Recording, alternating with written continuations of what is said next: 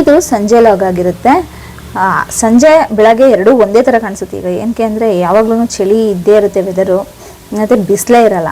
ಎಲ್ಲೋ ಅಪರೂಪ ಆಗ್ಬಿಟ್ಟಿದೆ ಬಿಸಿಲು ಅಲ್ವಾ. ಈ ಚಳಿಗೆ ಒಂದು ಬಟ್ಲು ಬಿಸಿ ಬಿಸಿ ರಸಮ್ ಸಿಕ್ಕಿದ್ರೆ ಸ್ವರ್ಗನೇ ಮನೆಗೆ ಬಂದಾಗೆ ಅನಿಸುತ್ತೆ.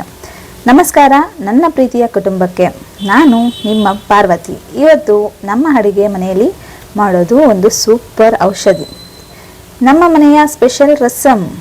ಮನೆಯಲ್ಲಿ ಯಾರಿಗಾದರೂ ಹುಷಾರಿಲ್ವಾ, ಜ್ವರನ, ನೆಗಡಿನ, ಗಂಟ್ಲು ನೋವಾ, ಅಥವಾ ಬಿಸಿ ಬಿಸಿಯಾಗಿ ಏನಾದರೂ ತಿನ್ನಬೇಕು ಅನ್ನಿಸ್ತಿದ್ಯಾ, ಅಥವಾ ಬಾಯಿ ಕೆಟ್ಟೋಗಿದೆಯಾ, ಹಾಗಿದ್ರೆ ಇದನ್ನು ಮಾಡ್ಕೊಂಡು ಕುಡೀರಿ, ನೆಕ್ಸ್ಟ್ ಲೆವೆಲಲ್ಲಿ ಇರುತ್ತೆ. ರಸಮ್ ಅಂದರೆ ಬರೀ ಊಟ ಮಾತ್ರ ಅಲ್ಲ, ಅದು ಒಂದು ಪ್ರೀತಿ ಕೂಡ ಹೌದು, ಆರೋಗ್ಯನೂ ಸಹ ಹೌದು. ಇನ್ನು ಈ ರಸಮ್ನ ನಾವು ಅನ್ನದ ಜೊತೆಗೆ ತಿನ್ನಿದ್ರೆ ಇನ್ನೂ ತುಂಬ ಚೆನ್ನಾಗಿರುತ್ತೆ. ಸೊ ಅನ್ನ ಮಾಡ್ಕೊಳ್ಳೋಣ ಅಂತ ಅಕ್ಕಿ ತೊಳೆದು ಇಟ್ಕೊತಾ ಇದ್ದೀನಿ. ಈಗ ಒಂದು ಪ್ಯಾನ್ನಲ್ಲಿ ಒಂದು ಪ್ಯಾನ್ ಇಟ್ಬಿಟ್ಟು ಅದಕ್ಕೆ 1 ಸ್ಪೂನ್ ಆಗೋಷ್ಟು ಜೀರಿಗೆ, ಅರ್ಧ ಸ್ಪೂನ್ ಆಗೋಷ್ಟು ಮೆಣಸು, ಎರಡನ್ನ ಡ್ರೈ ರೋಸ್ಟ್ ಮಾಡ್ಕೊತಾ ಇದ್ದೀನಿ. ಈ ಡ್ರೈ ರೋಸ್ಟ್ ಆದಮೇಲೆ ಇದನ್ನು ಸ್ವಲ್ಪ ಪಕ್ಕಕ್ಕಿಡಿ.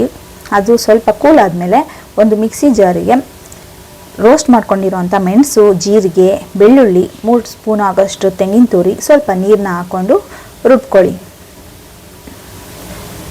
ಓಕೆನಾ. ಇದನ್ನೆಲ್ಲ ರುಬ್ಕೊಂಡಿದ್ದಾದ ನಂತರ ಈ ರೀತಿ ಪೇಸ್ಟ್ ಆಗಿರಬೇಕು. ಇದಕ್ಕೆ ಉಪ್ಪು ಈಗಲೇ ಹಾಕ್ಕೋಬೋದು, ಇಲ್ಲಾಂದರೆ ಆಮೇಲೂ ಸಹ ಹಾಕ್ಕೋಬೋದು. ನಾನು ಈಗ ಸ್ವಲ್ಪ ಹಾಕ್ಕೊಂಡಿದ್ದೆ. ಈಗ 3 ಟೊಮೊಟೊನ ಪ್ಯೂರಿ ಮಾಡಿ ಇಟ್ಕೊಂಡಿದ್ದೀನಿ. ಇದೇ ಟೈಮ್ನಲ್ಲಿ ಒಂದು ಪಾತ್ರೆಗೆ ಸ್ವಲ್ಪ ಎಣ್ಣೆನಾರು ಆಗಿರ್ಬೋದು, ತುಪ್ಪನಾರು ಹಾಕಿರ್ಬೋದು, ಹಾಕ್ಕೊಂಡು ಈಗ ಸಾಸಿವೆ, ಜೀರಿಗೆ, ಕರಿಬೇವು ಇವೆಲ್ಲ ಸ್ವಲ್ಪ ಚಟಪಟ ಅಂತ ಕುಣಿಯೋದಕ್ಕೆ ಬಿಟ್ಬಿಡಿ. ಏನಕ್ಕಂದರೆ ಅಡುಗೆ ಮನೆಯಲ್ಲಿ ಇದನ್ನ ಹಾಕಿದಾಗಂತೂ ಸಂಗೀತ ಶುರುವಾದ ಹಾಗೆ ಕಾಣಿಸುತ್ತೆ ಅಲ್ವಾ. ಇದೇ ಟೈಮಲ್ಲಿ ರುಬ್ಬಿರೋಂತಹ ಮಿಶ್ರಣನ ನಾನು ಸೇರಿಸ್ತಾ ಇದ್ದೀನಿ. ಇದನ್ನು ಸೇರಿಸ್ದಾಗಲೇ ಇರೋದು ಟರ್ನು ಈ ರಸಮ್ಮಲ್ಲಿ. ಏನು ಅಂತೀರಾ, ಇದನ್ನು ಹಾಕ್ತಿದ್ದಂಗೆ ಫ್ರೈ ಮಾಡ್ತಿದ್ದಂಗೆ ಅದ್ರ ಸ್ಮೆಲ್ಲು ನೆಕ್ಸ್ಟ್ ಲೆವೆಲಲ್ಲಿ ಇರುತ್ತೆ. ಮತ್ತು ಹೊರಗಡೆ ಇರೋರು ಸಹ ನಮ್ಮನೆಯವ್ರು ಯಾರು ಹೊರಗಡೆ ಇದ್ದರೆ ಏನೋ ಮಾಡ್ತಾ ಇದ್ದಾರಲ್ಲ ಅಡುಗೆ ಮನೇಲಿ ಅಂತ ಬಂದು ನೋಡೋ ಥರ ಇರುತ್ತೆ. ಅಷ್ಟು ಘಮ ಘಮ ಘಮ ಅಂತ ಇರುತ್ತೆ. ಇನ್ನು ರುಬ್ಬಿಟ್ಕೊಂಡಿರೋ ಅಂಥ ಪ್ಯೂರಿನ ಹಾಕ್ಕೊಂಡು ನಾನು ಫ್ರೈ ಮಾಡ್ಕೊತಾ ಇದ್ದೀನಿ.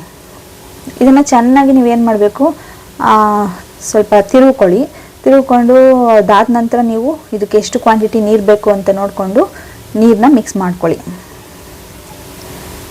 ಇನ್ನು ನೀರನ್ನ ಸೇರಿಸ್ಕೊಂಡಿದ್ದಾದ ನಂತರ ಇದಕ್ಕೆ ನೀವು ಹುಣಸೆ ರಸ, ಅರಿಶಿನ, ಉಪ್ಪು ನಾನು ಮೊದಲೇ ಹಾಕ್ಕೊಂಡಿದ್ದೆ, ಇನ್ನು ಸ್ವಲ್ಪ ಹಾಕ್ಕೊಂಡಿದ್ದೀನಿ. ನೀವು ಬೇಕಾದರೆ ಉಪ್ಪನ್ನ ನೋಡಿಕೊಂಡು ಚೆನ್ನಾಗಿ ಕುದಿಸೋದು.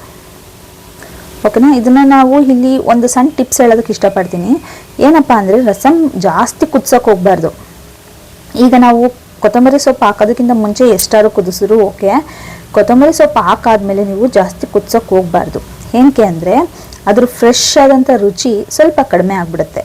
ಅದಕ್ಕೆ ಕೊತ್ತಂಬರಿ ಸೊಪ್ಪನ್ನ ಕೊನೆಯಲ್ಲಿ ಹಾಕಿ ಸ್ಟವ್ನ ಆಫ್ ಮಾಡಿದ್ರೆ ಟೇಸ್ಟು ನೆಕ್ಸ್ಟ್ ಲೆವೆಲಲ್ಲಿ ಇರುತ್ತೆ. ಏನಕ್ಕಪ್ಪ ಹಿಂಗೆ ಹೇಳ್ತಾ ಇದ್ದೀನಿ ಅಂದರೆ ಈ ಸುವಾಸನೆಗೆ, ಅಂದರೆ ಈ ಸ್ಮೆಲ್ಲಿಗೆ ಆದಮೇಲೆ ಹೊಟ್ಟೆ ಮಾತ್ರ ಅಲ್ಲ, ಮನಸ್ಸು ಕೂಡ ಖುಷಿ ಆಗ್ತಾ ಇರುತ್ತೆ. ಒಂಥರ ಹೇಳ್ಕೊಳಕ್ಕೆ ಆಗಲ್ಲ. ಒಂದ್ಸಲ ಟ್ರೈ ಮಾಡಿ ನೋಡಿ ಯಾವ ಥರ ಇರುತ್ತೆ ಅಂತ ಗೊತ್ತಾಗುತ್ತೆ. ಇನ್ನು ಇದನ್ನು ಬಿಸಿ ಬಿಸಿ ಅನ್ನಕ್ಕೆ ರಸಮ್ ಜೊತೆಗೆ ಸ್ವಲ್ಪ ತುಪ್ಪ ಹಾಕ್ಕೊಂಡು, ಒಂದು ಚಮಚ ತುಪ್ಪ ಹಾಕ್ಕೊಂಡು ಸೇರಿಸ್ಕೊಂಡು ತಿಂತಾಯಿದ್ರೆ ಆ ತುತ್ತು ಮೊದಲು ಹೋಗಿದ ತಕ್ಷಣ ಹೊಟ್ಟೆಗೆ ಹೋಗಲ್ಲ, ನೇರವಾಗಿ ಹೃದಯಕ್ಕೆ ಹೋಗುತ್ತೆ. ಅಷ್ಟು ಚೆನ್ನಾಗಿರುತ್ತೆ. ಸೊ ನಿಮ್ಮ ಮನೇಲಿ ಯಾರು ಮಾಡ್ತಾರೆ ರಸಮ್ಮು, ಯಾರು ಚೆನ್ನಾಗಿ ಮಾಡ್ತಾರೆ, ಅಮ್ಮನ ಅಥವಾ ಅಜ್ಜಿನ ಅಥವಾ ನೀವಾ, ಕಮೆಂಟ್ನಲ್ಲಿ ತಪ್ಪದೆ ತಿಳಿಸಿ. ಇವತ್ತಿನ ಈ ಬಿಸಿ ಬಿಸಿ ರಸಮ್ ನಿಮಗೆ ಇಷ್ಟ ಆಗಿದ್ದರೆ ಲೈಕ್ ಮಾಡಿ, ವಿಡಿಯೋನ ಶೇರ್ ಮಾಡಿ. ಇನ್ನೂ ಯಾರಾದರೂ ಸಬ್ಸ್ಕ್ರೈಬ್ ಮಾಡಿದ್ರೆ ನೋಡ್ತಿದ್ರೆ ಪ್ಲೀಸ್ ಸಬ್ಸ್ಕ್ರೈಬ್ ಮಾಡಿಕೊಂಡು ಎನ್ಕರೇಜ್ ಮಾಡಿ ಅಂತ ಹೇಳ್ತಾ ಈ ವಿಡಿಯೋನ ನಾನು ಇಲ್ಲಿಗೆ ಎಂಡ್ ಮಾಡ್ತಾಯಿದ್ದೀನಿ. ಮತ್ತೆ ಸಿಗೋಣ ಮುಂದೆ ಇದೇ ಥರ ಸಿಂಪಲ್ ಅಡುಗೆಗಳ ಜೊತೆಗೆ. ಬಾಯ್, ಟೇಕ್ ಕೇರ್.